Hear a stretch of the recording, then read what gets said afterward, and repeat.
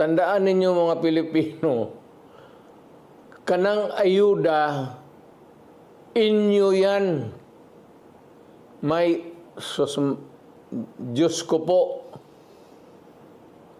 walang tao dito sa Pilipinas o milyonaryo man o bilyonaryo na magbigay ng pera baski 1 peso sa inyo. Walang taong magagawa ng laro na yung mga mayaman. Yang binibigay ng mga politiko, milyonaryo man o mahirap, hindi nila pera yan, pera ninyo. Kaya kung may problema ang bayan, tapos ang issue na sa harap ninyo, you are made to choose in either referendum or plebiscite,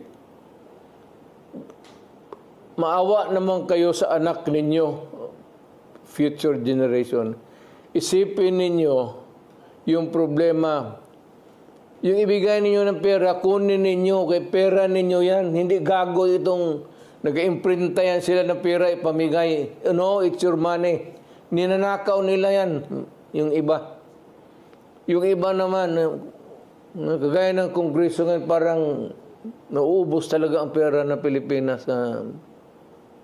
Parang tubig gastos nila.